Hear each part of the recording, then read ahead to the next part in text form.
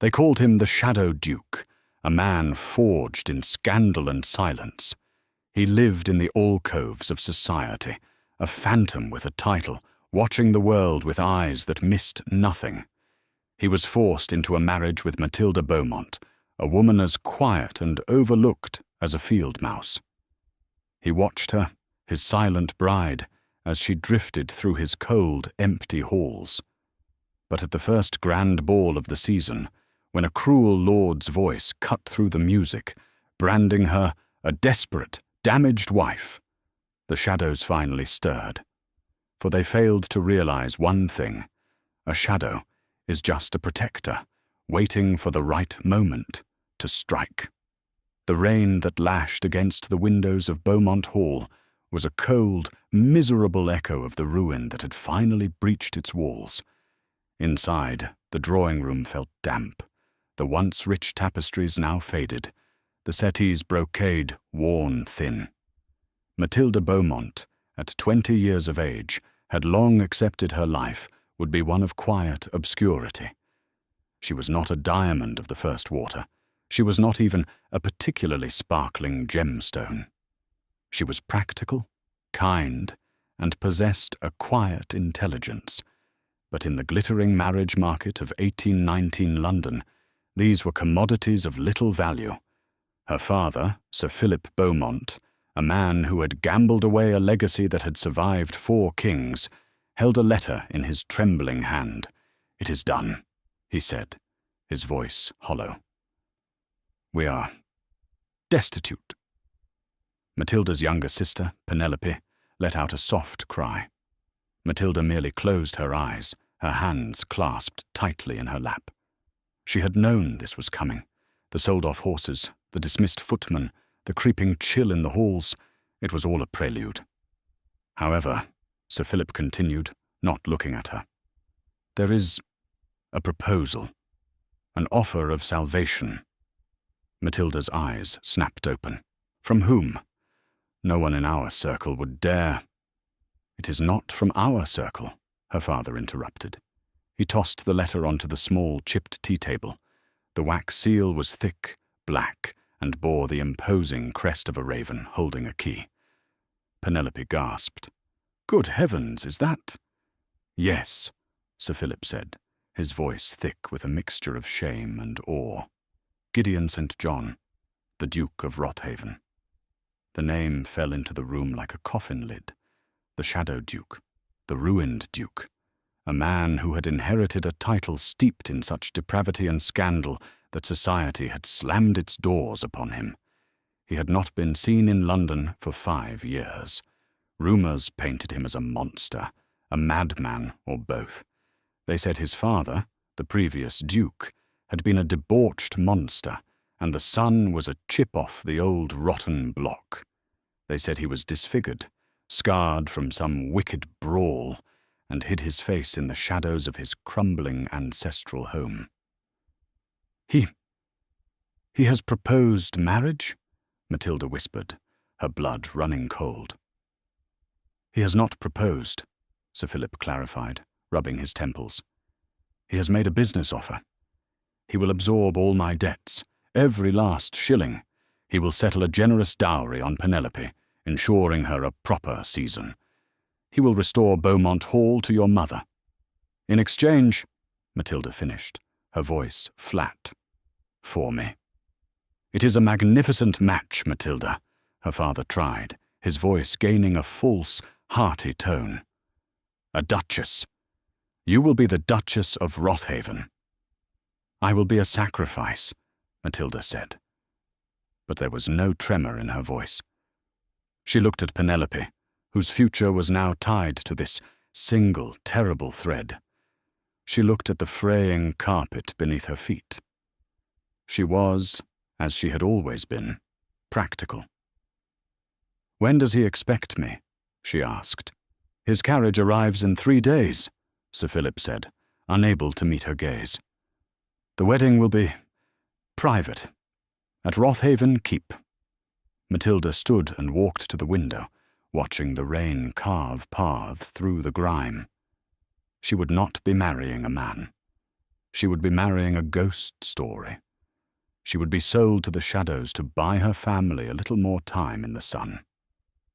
She felt no fear, only a profound, echoing emptiness. The Duke wanted a wife? He would have one, but he would get no more from her than the name she brought. The journey north was a portrait of desolation. The countryside grew wilder, the roads more rutted. The carriage itself, though emblazoned with the Rothaven crest, was austere, its black lacquer unscratched by ornament. Finally, after 2 days of bone-jarring travel, they passed through a set of rusted iron gates. Rothaven Keep did not rise from the landscape so much as it clawed its way out. It was a vast, sprawling mass of Gothic stone, all sharp angles and grim battlements, brooding under a perpetually grey sky. Weeds choked the gravel drive, and ivy, black and thick, seemed to be actively trying to pull the stones apart. As Matilda stepped out, a cold gust of wind pulled at her bonnet. A woman and a man stood waiting on the steps. They looked as much a part of the keep as the stone itself. "Your Grace," the man said, bowing stiffly. He was tall, gaunt, and dressed in severe black. "I am Hemlock, the Duke's butler. This is Mrs. Doyle, the housekeeper." Mrs. Doyle, a rounder woman whose face was a map of worried lines, gave a quick curtsy. "Welcome to Rothaven, Your Grace." "Thank you, Mr. Hemlock, Mrs. Doyle," Matilda said, her voice steady. "My trunks are—" "They will be seen to," Hemlock said, cutting her off. "His Grace is waiting in the library. This way." The great hall was cavernous and glacial. Every footstep echoed. Suits of armor, dark with rust, stood sentinel in the gloom. Tapestries depicting grim hunting scenes absorbed what little light dared to enter. It did not feel like a home.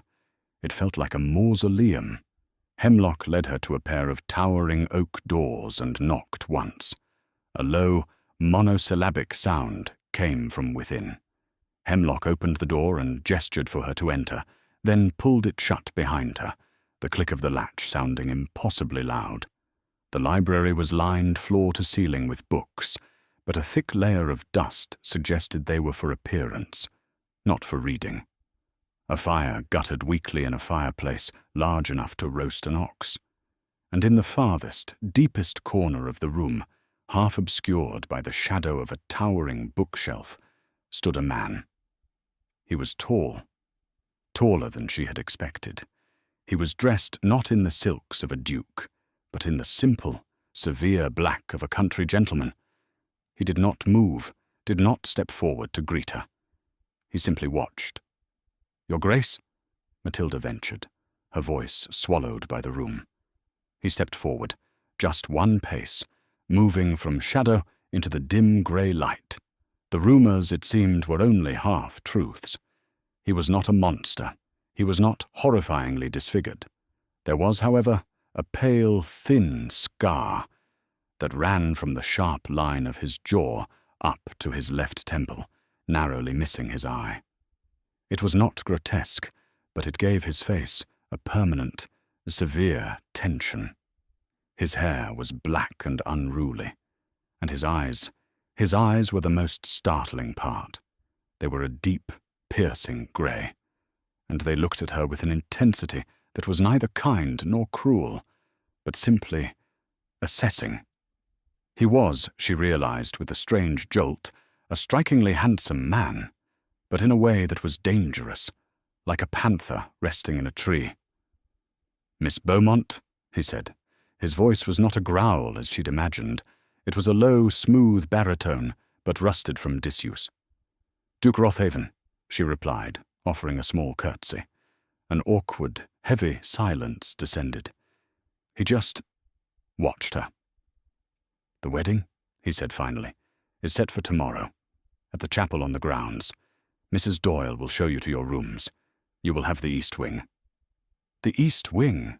Matilda asked. "And you, Your Grace?" "I reside in the west wing," he stated. It was not an explanation. It was a fact. We will dine separately tonight. Of course, Matilda said, her numbness returning. Is there anything you require of me? Gideon St. John looked at her for a long moment, his grey eyes tracing her features as if memorizing a map. He seemed about to say something, to offer some word of anything, but he just shook his head slightly. No, he said. Nothing. The wedding was as he had promised, cold, private, and bleak. It took place in a small, damp stone chapel. The only witnesses were Mr. Hemlock and Mrs. Doyle. Matilda wore her best travelling dress of simple grey wool. Gideon wore his customary black. He spoke his vows in that same, quiet, rusted voice. When it was her turn, Matilda's voice was clear and steady. When the vicar, a nervous man named Mr. Phelps, pronounced them man and wife, Gideon did not move to kiss her. He simply offered his arm. Your Grace, he said, acknowledging her new title. He walked her from the chapel back to the great hall. The silence between them was a living thing, a cold fog. At the base of the grand staircase, he stopped. The east wing, he said, gesturing with his head. And you the west, she replied. He nodded once. Then, without another word, the Duke of Rothaven turned and walked away, his footsteps echoing until he was consumed by the shadows of his own house. Matilda was left standing alone, the Duchess of Rothaven, and the loneliest woman in all of England. The first weeks of Matilda's marriage were a study in silence.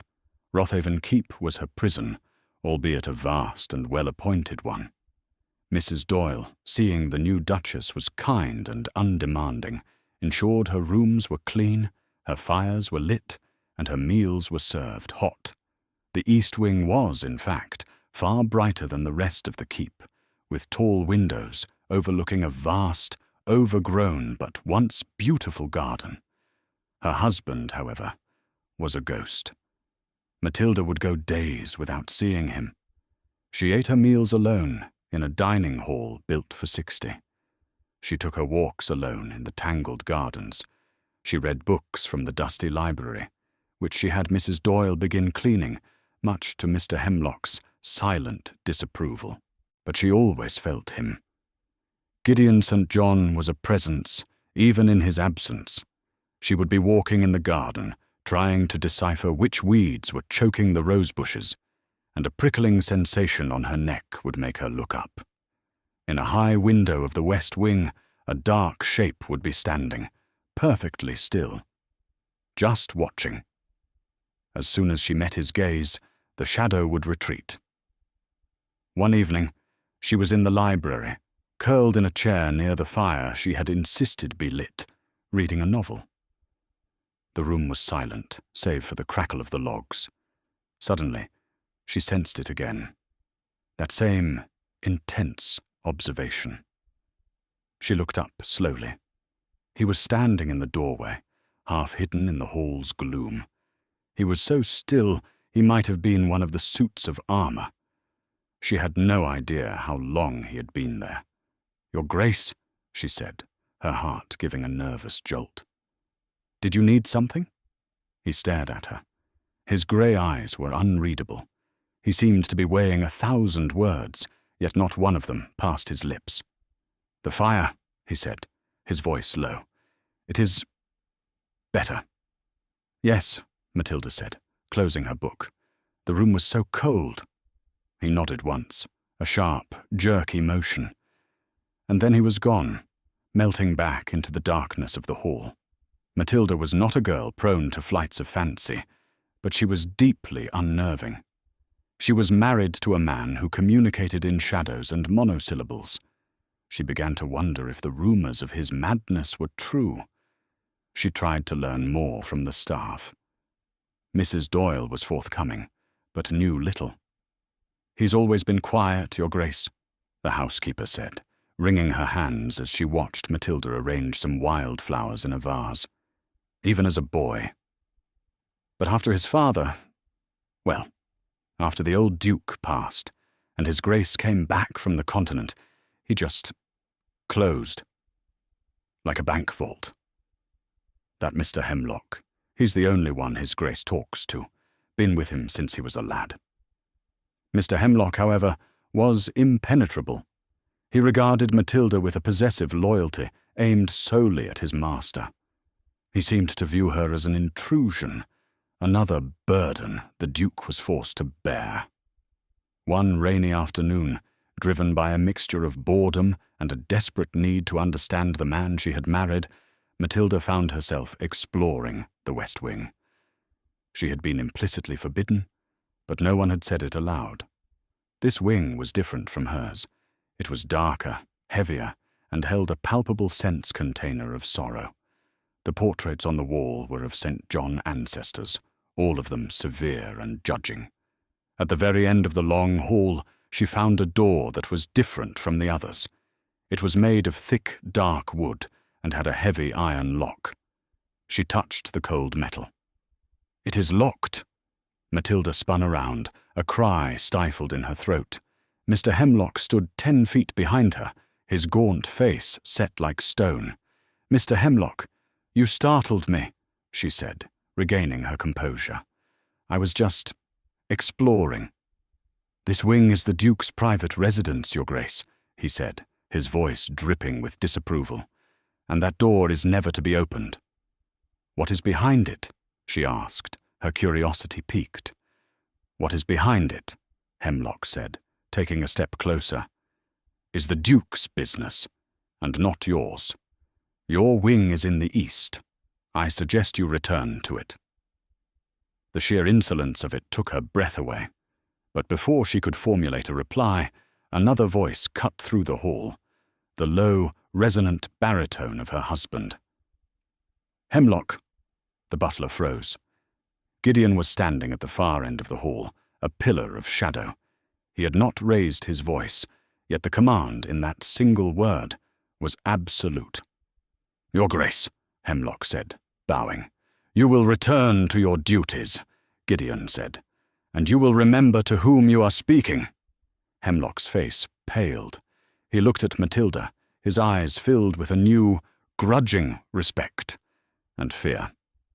He bowed again, this time to her. "Your Grace, forgive me." He then retreated so quickly he was almost running. Matilda was left alone in the hallway with her husband. He was still half a football field away. Yet his presence filled the space. "He was rude," Matilda said, her voice shaking slightly. "He said that door is locked," Gideon finished. He began to walk toward her, his footsteps steady and silent on the runner. "It contains my mother's apartments. They have not been opened since her death." He stopped a few feet from her. This was the closest they had been since their wedding day. She could see the faint lines of exhaustion around his eyes. "Why?" she asked softly. He looked at the door, and for a fleeting second, his stony expression crumbled. She saw a flash of such profound, agonizing pain that she almost reached out to him. "Because," he said, his voice barely a whisper, "I cannot." He then looked at her, his mask of indifference slamming back into place. "We leave for London in the morning," he said, his tone all business. "The season is beginning. We are expected to make an appearance. Pack your bags." "London?" Matilda was bewildered by the abrupt change. "But I thought you did not go to London." "I do not," he said, turning to leave. "But the Duke of Rothaven must, and so must his Duchess." The St. John townhouse in London was, unlike Rothaven Keep, impeccably maintained. It was a fortress of polished marble and dark mahogany on Grosvenor Square, but just as silent as the castle.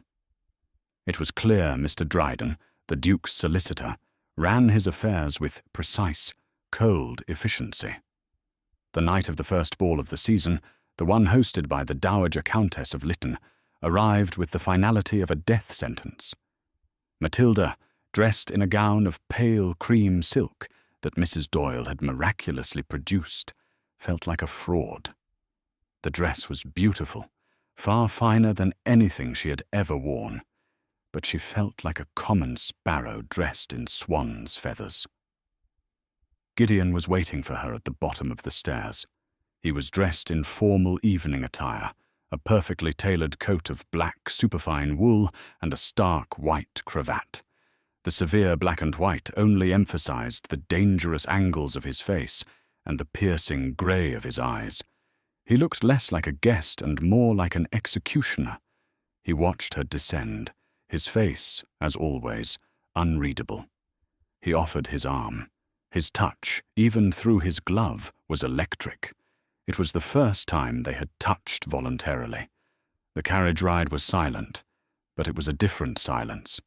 It was taut, thrumming with an energy Matilda couldn't name. When they were announced at the Lytton ballroom, a hush fell over the crowd. It was not a respectful silence. It was a predatory one. 200 pairs of eyes, glittering with malice and curiosity, turned to them. His Grace, Gideon St. John, Duke of Rothaven, the major domo announced, his voice trembling only slightly, and Her Grace, the Duchess of Rothaven. Matilda could feel the whispers start, like the rustle of dry leaves. It's really him, the Shadow Duke. Heavens, look at the scar. Who is she? Never seen her before? A Beaumont. Penniless. Sir Philip's girl. He bought her. He actually bought himself a wife. Matilda's face burned with humiliation, but she held her head high, just as her governess had taught her. She would not give them the satisfaction of her tears. Gideon, for his part, seemed utterly oblivious. He moved through the crowd with a slow, deliberate grace, his eyes scanning the room, acknowledging no one. He led her to a small, gilt-edged sofa and deposited her there. "I will return," he said, and he vanished. Matilda watched as he didn't go to the card room or to the refreshment table. He retreated to a shadowed alcove between two potted palms, standing just outside the main circle of light. He was doing exactly as the rumors said. He was watching from the shadows. She felt utterly, painfully alone. She was a target, and her husband, her protector by law and by vow, had abandoned her to the wolves. Ladies she recognized from past seasons looked through her. No one approached. She was the Shadow Duke's ghost bride, and she was poison. She endured it for an hour, her smile frozen on her face, her back aching from her rigid posture. Finally, feeling faint from the heat and the suffocating pressure of the whispers, she rose to find a terrace for a breath of fresh air. She slipped through a set of French doors, finding herself in a small, blessedly empty anteroom. She sagged against the wall, closing her eyes, just for a moment. I cannot believe he brought her here. Matilda's eyes flew open. Two figures were standing near the terrace doors, their backs to her, their voices carrying clearly. She recognized them instantly. Lord Reginald Beaufort, one of the most handsome and popular rakes in London, and Lady Beatrice Cresswell, a reigning belle known for her sharp tongue. "I almost feel sorry for her," Lady Beatrice said, her voice dripping with false pity. "She's so plain, an absolute non-entity. Look at that dress, like a shroud." "She's a Beaumont, my dear," Lord Reginald scoffed, taking a sip of champagne. "Her father was so deep in debt he would have sold her to a butcher. Rothaven is just a butcher of a different sort." Lady Beatrice let out a shrill, unkind laugh. What a pair, the mad Duke and the mouse. Matilda's breath hitched. She tried to back away, to flee before they saw her, but her feet were rooted to the floor. "It's just pathetic," Lord Reginald continued, warming to his topic. "The great, dark Rothaven line, ending in this.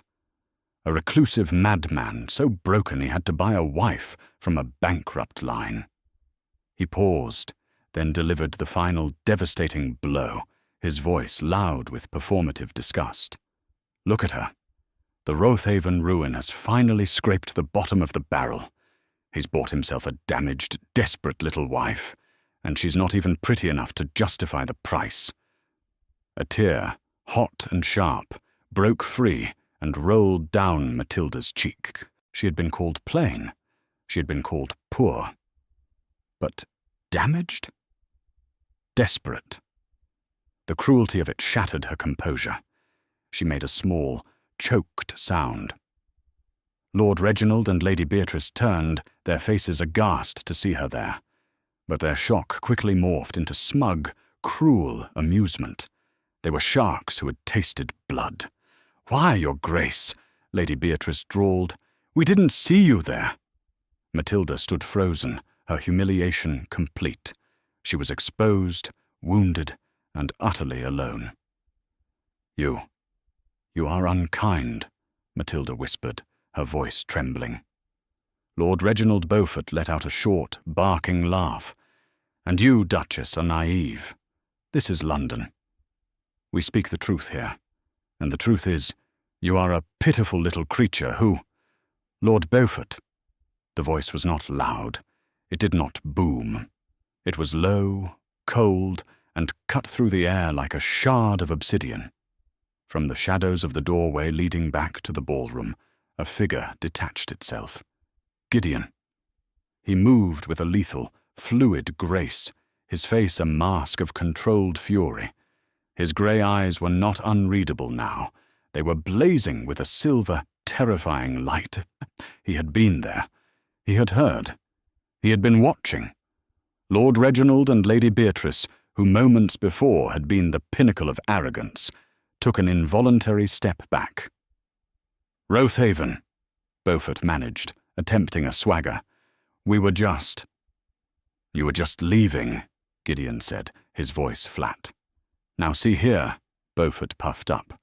"I am not one to be ordered about by—" "You will be silent," Gideon interrupted, "and you will apologize to my wife." A tense, shocked silence filled the small room. Lady Beatrice stared, her fan frozen mid-flutter. "Apologize?" Beaufort scoffed, though his voice was an octave higher. "I will do no such thing. I spoke no lies. The girl is desperate, and you are a recluse." Gideon took one more slow, deliberate step, so he was mere inches from the other man. Beaufort was tall, but Gideon was taller, a solid, unmoving block of menace. "You mistake my silence for ignorance, Beaufort," Gideon said, his voice dropping to a near whisper that was more terrifying than any shout. "You mistake my wife's kindness for weakness. Both are costly errors." "Is that a threat, Rothaven?" "It is a statement of fact." Gideon's eyes flicked to Lady Beatrice. "You, Lady Cresswell, you find my wife's gown amusing.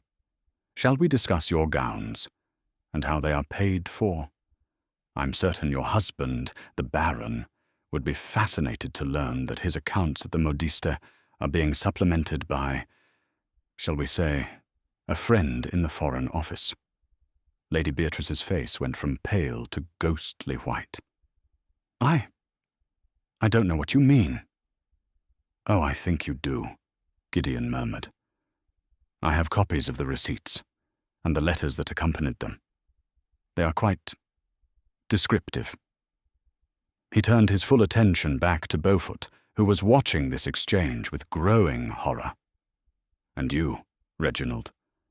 Gideon's voice was almost casual, as if discussing the weather. "You speak of my ruin.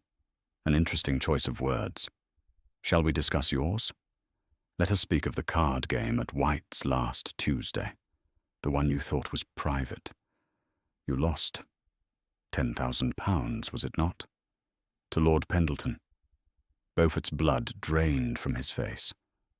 "That is a private matter."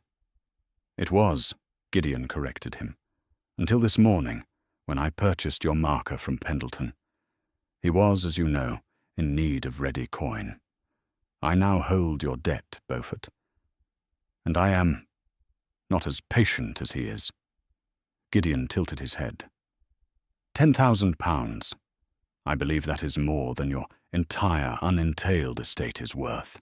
With one word to my solicitor, Mr. Dryden, I can have you bankrupted, stripped, and thrown into debtor's prison by noon tomorrow. Your truth, it seems, has a very high price. The two society bullies were shattered. They were staring at Gideon not as a madman, but as something far more terrifying. A man who knew everything. You spied on us, Beatrice whispered, horrified. I listen, Gideon said, his eyes like ice. People talk. They are careless. They assume because I do not join their frivolous games, I am not paying attention. I pay attention to everything. Now, apologize. Your Grace, Beaufort choked out, turning to Matilda. His face was slick with a cold sweat. My apologies. I spoke in haste. A poor jest. My deepest apologies, Your Grace, Beatrice chimed in, her voice a pathetic squeak. Matilda, her tears forgotten, stared at her husband in stunned awe. He had not raised his voice, he had not drawn a sword, but he had utterly dismantled them. Get out, Gideon said. Both of you. Leave this ball. And if I ever hear either of you speak my wife's name again, if you even look at her in a way I find disrespectful, your ruin will be swift, public, and permanent. Am I clear? They scrambled, almost falling over each other, and fled the room. The anteroom was silent. Matilda stared at Gideon, her heart hammering against her ribs. He was breathing heavily, his hands clenched into fists at his sides. The mask was back, but she could see the effort it took to hold it in place. He was radiating a protective fury that was almost a physical heat. He turned to her, and the fire in his eyes softened, just fractionally, to something else. Concern. He did not speak. He simply offered her his arm. Matilda looked at the arm, then up at his scarred, severe, beautiful face. She placed her hand on his forearm. It was like touching solid rock. He turned, and with his wife firmly on his arm, the Shadow Duke walked back into the ballroom, leaving the alcoves and emerging, finally, into the light. The whispers started again, but this time they were not of scorn. They were of pure, unadulterated fear. And for the first time, Matilda felt something she hadn't felt in her entire life. She felt safe. The carriage ride back to Grosvenor Square was as silent as the one that had brought them, but the silence had changed. It was no longer a cold, empty void. It was a heavy, thrumming thing, filled with 1,000 unasked questions. Matilda did not go to her room. Gideon did not go to his. They both walked into the grand, dark drawing room. Gideon went to the sideboard and poured 2 glasses of brandy, his back to her. Matilda stood by the unlit fireplace, her hands trembling. He handed her one of the glasses, their fingers brushed. You knew, she said. It wasn't a question. You knew what they were saying. You knew their secrets. Gideon took a long drink, his eyes fixed on the empty grate. I told you. I listen. No, Matilda said, setting her glass down, untouched. She felt a sudden, strange surge of courage. The mouse was gone. No, this is more than listening. You knew, Gideon. You knew about Beaufort's debt. You knew about Lady Beatrice's arrangement. You bought his marker. You were prepared. He turned to face her, his expression guarded. I protect what is mine. Am I? She challenged him, her voice quiet but fierce. Am I yours? Or am I just a cog in your machine? A name? A duty? You left me alone tonight. You let them whisper. You let them wound me. Was that part of the plan? To see how far they would go before you struck? The accusation hit him harder than any physical blow. The mask of indifference cracked, and for the first time she saw the man beneath. He looked, devastated. "No," he said, his voice raw. "Never. I did not know how to be." He paced away from her, running a hand through his dark hair. I am not what you think. I am not what they think." "Then what are you?" she cried, her frustration and confusion finally breaking. "Why the silence, Gideon? Why the shadows? Why marry me and then treat me like a piece of furniture, a ghost in your own home?" He stopped, his back to her. "My father," he said, and the name was a curse. "Alaric St. John. He was not a good man. He was the opposite of silent. He was a creature of appetites. He was loud and violent and cruel. He preyed on people." Gideon turned, and his eyes were hollow with a pain so old it was part of his bones. "The Rothaven ruin they speak of. It wasn't financial, it was moral. My father, he collected people's weaknesses. He used them. He blackmailed. He threatened. He destroyed lives for his own amusement." Matilda's hand flew to her mouth. "This scar," he said, touching the pale line on his jaw. "This was not from a brawl. I was 14. He was drunk. He was angry with my mother. I stepped between them. He used a fireplace poker." Matilda let out a strangled sob. "My mother, Rosamond," he continued, his voice hardening, "was a gentle soul, like you. She loved her gardens. He broke her. She died when I was 16, faded away from sorrow. When I inherited the title, I swore a vow. I swore I would be nothing like him. I would not be loud. I would not be cruel. I would not use people. I would be silent." "So you hid," Matilda whispered, understanding dawning. "I hid," he confirmed with a bitter nod. "But I learned from him. I learned to watch, to listen. I saw the vipers in society. I learned their secrets, not to use as a weapon, as he did, but as a shield, to protect my home, to protect what little I had left." He finally looked at her, his gaze desperate, pleading. "Then I had to marry. My line required an heir. My solicitor, Mr. Dryden, found your family. He told me of your father's problems, and he told me of you. He said you were kind, practical, quiet. I thought you would be safe, that you would not mind the silence, that you could live your life, and I could live mine, and the shadows would keep us both separate." "But you didn't stay in the shadows," Matilda said, taking a step toward him. I watched you," he confessed, his voice dropping. "At Rothaven. I watched you in the garden. I watched you in the library. You were not like them. You were not tainted. You were kind to Mrs. Doyle. You brought flowers into the house. You made the fire in the library. You made it warm." He looked down at his hands. "I did not know how to speak to you. I was afraid to. I was afraid that the monster everyone sees is the monster I truly am. That my father's taint was in me. That I would break you, just as he broke my mother." "So you said nothing," she whispered. "I said nothing," he agreed. "And tonight, I left you alone. I thought it was safer. For you. I retreated to the shadows, as I always do. And from the shadows, I watched them hurt you. And I realized my silence was not a shield. It was a failure. It was just another kind of cowardice. And I could not bear it." He had bared his entire, broken soul to her. He was not a monster.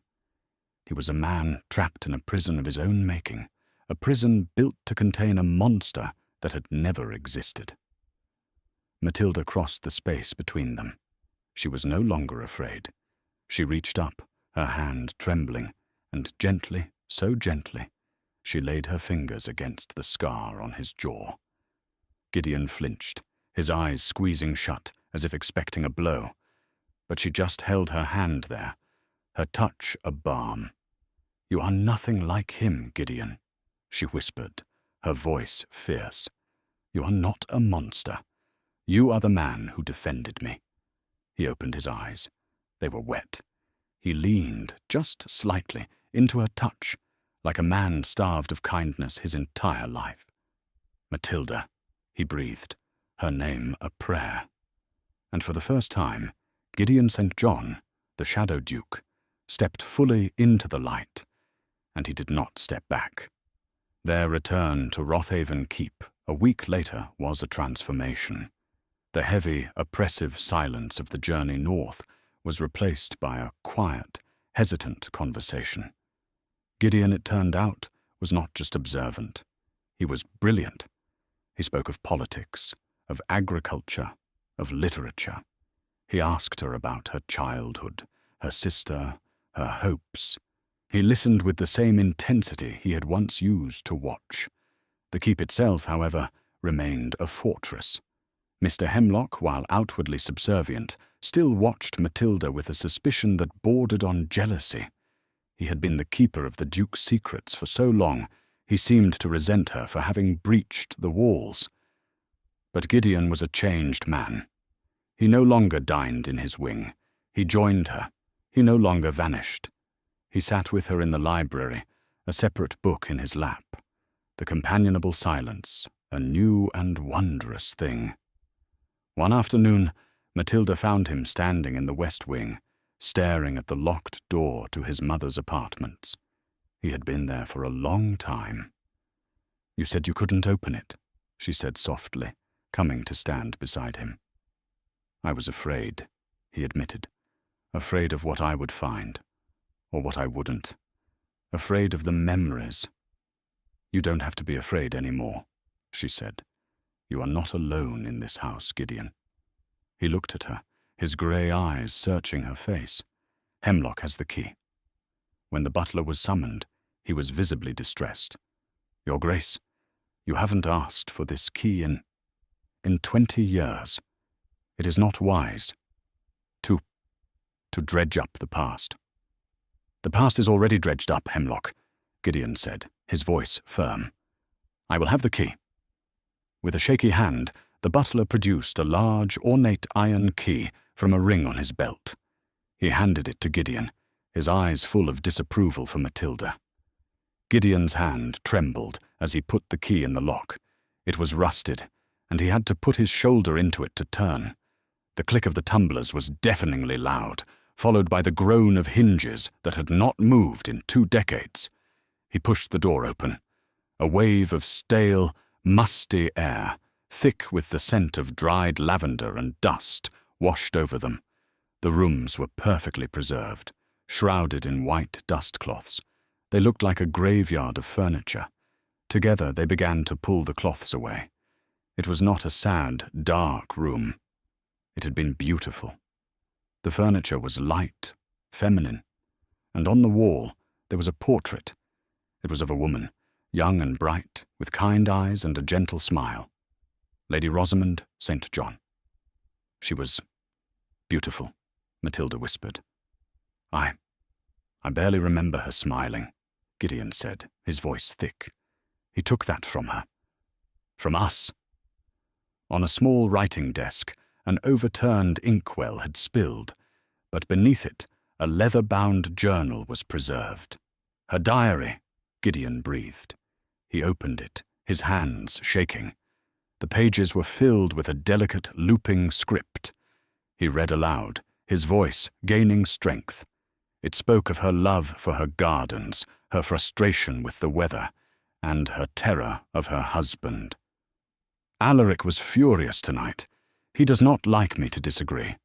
I fear for Gideon, my son. He has such a quiet, gentle heart. He sees everything. He tries to protect me, my little soldier. I fear this house, this darkness, will poison him. I fear he will confuse my silence for weakness and his father's rage for strength." Gideon had to stop, his throat tight. Matilda took the book from him. "Let me." She read for an hour. Page after page revealed the heart of a woman who was not broken, but trapped, a woman who adored her son. And in the final entries she wrote of her illness, her fading strength. "I am so weak, but I do not fear death. I only fear leaving my son alone with him. I pray Gideon remembers me. I pray he remembers that true strength is not in the shout, but in the truth. Not in the fist, but in the heart. I pray he finds someone who can see the light in him." Gideon sank onto a dusty chaise, his head in his hands. Matilda sat beside him, putting her arm around his broad shoulders. He leaned into her, the silent, strong Duke, and wept. He wept for the mother he had lost, the childhood he'd been denied, and the years he had wasted in a prison of his own fear. Matilda just held him, letting her strength be his. The shadows in Rothaven Keep had not been banished by sunlight, but by truth. The news of what had happened at the Lytton Ball detonated in London society. The Tun, in its fickle, predatory way, shifted its allegiance overnight. The Shadow Duke was no longer a mad recluse. He was a dark, romantic, and dangerously powerful figure. The plain mouse was now viewed with a new, grudging respect, a woman of mysterious strength, the only one capable of taming such a man. Gideon had not just won, he had dominated, and in doing so, he had utterly destroyed Lord Reginald Beaufort. Beaufort's ruin was total. Gideon's solicitor, Mr. Dryden, had, with devastating precision, called in the marker. Stripped of his credit, barred from his clubs, and facing a debtor's prison, Beaufort was no longer a rake. He was a cornered, rabid animal. He had lost his standing, his fortune, and his pride. He had only one thing left to gamble: his life. The challenge arrived on a crisp morning, delivered not by a servant, but by two grim-faced men who were shown into the drawing-room of the Grosvenor Square townhouse. Mr. Dryden, who was present, read the note, and his face went pale. "It is a public challenge, Your Grace," Dryden said, his voice clipped with disapproval. "Pistols, at dawn, at Chalk Farm." Matilda, who had been arranging some late-season roses, dropped the shears. They clattered loudly on the polished floor. "He accuses you," Dryden continued, "of using underhanded financial tactics, unbecoming of a gentleman, to cover for your own cowardice." "Cowardice," Gideon repeated, his voice dangerously soft. He had been staring out the window, and now he turned. His face was calm, but his grey eyes were glacial. "He uses a word he does not understand." "You will refuse," Matilda said, her voice a low, trembling command. "You will not go. It is a trap. He is desperate. He wants to kill you." "Your Grace," Dryden interjected gently, "to refuse a public challenge on grounds of cowardice. It would be—" "I do not care what it would be," Matilda snapped, rounding on the solicitor before turning back to her husband. "Gideon, please, we can leave. We can go back to Rothaven, tonight. Let them talk. What do we care for their whispers?" Gideon crossed the room to her. He did not touch her. Not yet. "I spent my entire life caring for their whispers, Matilda. I let them build a cage for me. I hid. I let them define me. I let them define you.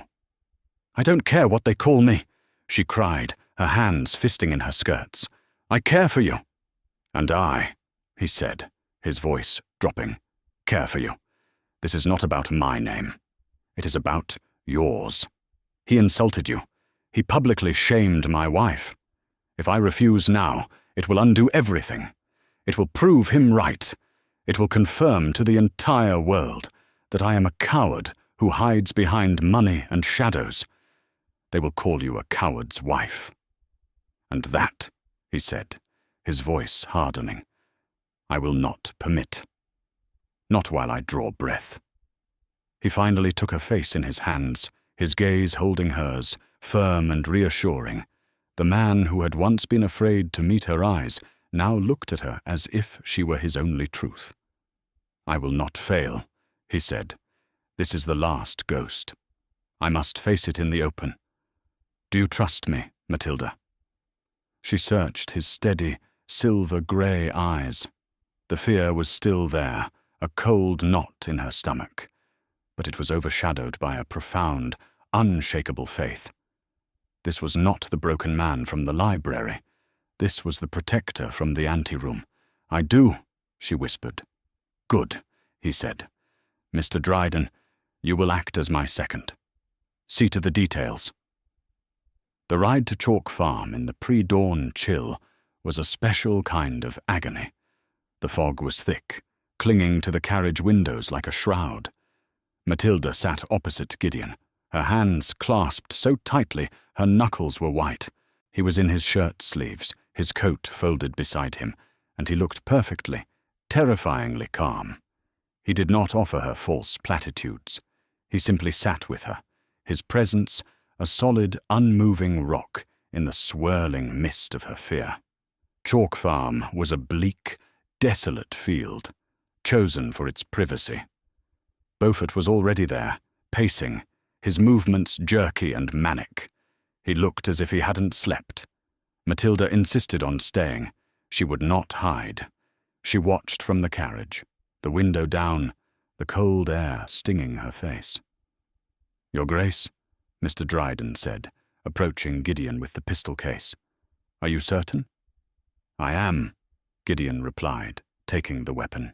He tested its weight, his movements fluid and economical. 10 paces, the primary second announced, his voice sounding too loud in the heavy, damp air. Gideon and Beaufort stood back to back. Matilda's heart hammered so hard she thought it would break her ribs. 1, 2, 3. They walked, their footsteps muffled by the damp grass. 9, 10, turn. Both men spun. Fire! Beaufort, in his rage-fueled haste, fired wildly. His shot was a flash of orange in the grey, and the bullet went wide, kicking up a spray of dirt 10 feet to Gideon's left. Gideon did not fire.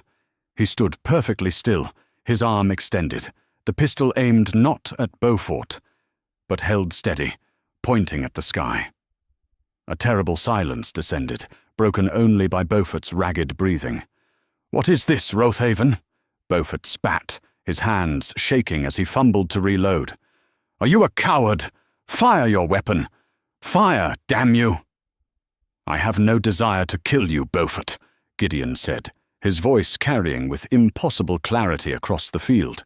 You are ruined. You are pathetic. You are not worth a murder charge. Fire! Beaufort shrieked, his face contorted in a mask of pure hatred. He raised his own pistol again, a gross violation of the dueling code. He was going to fire a second time at a man who had not returned his first shot. Very well, Gideon said. He did not fire at Beaufort's heart. He did not fire at his head. With a fluid, impossibly fast motion, as if he were merely swatting a fly, Gideon's aim shifted. The crack of his pistol was sharp, precise. Beaufort let out a high-pitched yelp and dropped his own gun, his hand flying to his head. He stumbled back, staring at the blood on his fingers. Gideon had shot the earring clean off his right ear, grazing the lobe just enough to draw blood. It was not an act of aggression. It was an act of absolute, surgical contempt. The field was silent. Beaufort's own seconds stared, open-mouthed, at the sheer, terrifying skill. Gideon calmly lowered his pistol and handed it, smoking to a stunned Mr. Dryden. He did not spare the other men a glance. He walked across the field until he stood directly in front of the trembling, bleeding Beaufort. That, Gideon said, his voice deadly quiet, was for my wife. The next will not miss. He turned, and without a backward glance, he walked away. The dam of Matilda's control broke. She threw open the carriage door before it had even stopped moving and ran onto the field. She launched herself into his arms, burying her face in his chest, sobbing with a relief so profound it was painful. Gideon held her, his arms locking around her like steel bands, burying his face in her hair. "It's done," he whispered, his own voice, for the first time, thick with emotion. "It's all done." They did not return to London. They went home. The following spring, Rothiven Keep was unrecognizable. It was no longer a fortress of shadows. It was a home. The gardens, which Matilda had replanted using Lady Rosamond's journals as her guide, were a riot of colour and life. The windows of the west wing were thrown wide, and the scent of roses and lavender, once a dusty memory, now filled the halls. Even Mr. Hemlock, having seen the duel's outcome and the profound, restorative change in his master, had been transformed. He no longer guarded the past, he served the present. He now followed his Duchess with a loyalty so absolute it bordered on reverence. One evening, Gideon and Matilda were in the library. The great fireplace, which had once guttered weakly, now roared with warmth. The room was bright, the books were clean, and the air was filled with the scent of beeswax and old leather. Matilda was curled in her favourite chair, reading a novel. Gideon was at his desk, but he was not reviewing a list of society's secrets. He was drafting a bill for agricultural reform for his tenants, a bill he intended to present in the House of Lords. He put down his pen, watching his wife as the firelight danced on her hair. She looked up, as if sensing his gaze, and smiled. "What is it?" she asked. He rose and crossed the room, not to stand in the doorway, but to sit on the ottoman at her feet.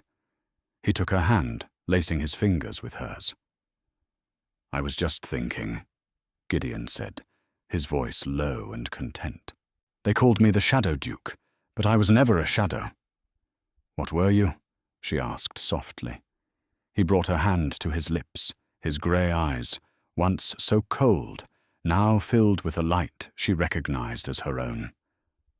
"I was just a man," he said, "waiting in the dark for you to come and find me." The story of Gideon and Matilda proves that the quietest people often have the most to say, and the greatest strength can be hidden in the deepest shadows. Theirs was a love forged not in ballrooms, but in truth, in healing, and in the courage it takes to face down the demons of the past. Did this story touch your heart? Do you believe in the power of redemption? Let me know in the comments what your favorite moment was. Was it the confrontation at the ball? The duel at dawn? If you enjoyed this journey into the past, please don't let this be the end. Your support is what brings these stories to life. Please take a moment to like this video, share it with a friend who loves a good historical drama, and most importantly, subscribe to the channel and hit that notification bell. We have so many more stories of passion, justice, and forbidden love waiting to be told. Thank you for listening.